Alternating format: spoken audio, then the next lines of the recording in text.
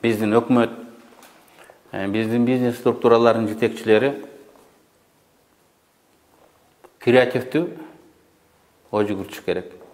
Стандарттуу эмес чечимдерди кабыл ала билиш керек. Бул стереотип, көнүмүш деген абдан чатагыш. Бул тоодой эле нерсе, орунан жылдыра албайсың. Кашайып ошол атадан балага калган көз карашты айтып, ушундай болуш керек деп тура бересиң. Жаныңда башка чечим турса, аны таптакыр көрбөйсүң. Мен мисал катары бир түрмөдө болгон окуяны айтып бергим келет.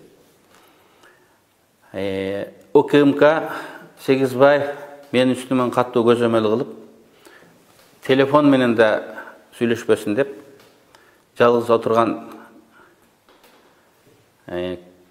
камеранын үстүнө потолокко видеокамера коюп, ар бир квадрат сантиметрди көзөмөлгө алып турду. Жумасына 3-4 жолу 7-8 сотрудник келип, ар бир квадрат сантиметрди издеп, шу телефон издешет эле. Анан айласы кеткенде начальник Айбек ушинтип сендей болуп алдым отуруп алып, байке, бизди кыйнабаңыз, балдардын убалына калбаңыз.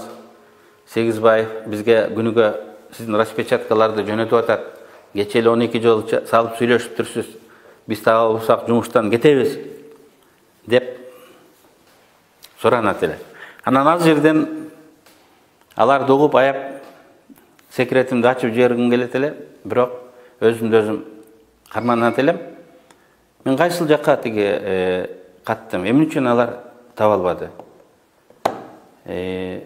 Менин алдымда мына карвалол турат, мен жүрөгүм ооруган үчүн кээде ичем. Алар жарым саат, 1 саат издегенде жүрөк ооруп кетти деп, дарымды алып, тамчылатып тиги ичип коюп дагы олтура берем да. Аны издешет, таппайт. Анан мына карвалолдо инструкциясынын ичинде телефон катылган. Начальниктен алдында турат. Мен улам ачып тиги карвалол ичип коем. Алар муну табышпайт. Анан башка да дары-дармектер бар. Мынакей. Солдат келип алат, ачып карайт, түбүктү көрөт, кетип калат. Чыгарсаң мына инструкция. Инструкциянын ичинде дагы мындай кичике телефон бар. Эми мунун бүгүнкү дүйнөлүк кризиске кандай тиешеси бар?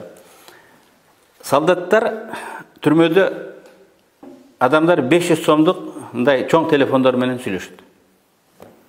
Алар чоң телефон издешти. Же смартфон издешти. Болбосо жок деген мейгинде. Чоң телефон издешти.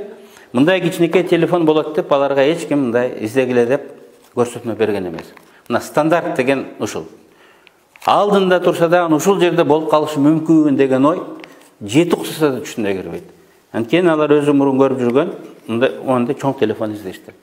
Мынакей стандарттуу ой жүгүртүү деген кандай чоң күчтүү нерсе да андай өзгөрбөйт. Мен айтканда аска зодойда маңдайында турган нерсени көрүшкөн жок. Эмне үчүн мен медикаменттерге салдым? Анткени түрмөдө солдаттай элесин любой момент кеттик деп башка жака алып кетиши мүмкүн. Султотап карцерге камап коюшу мүмкүн.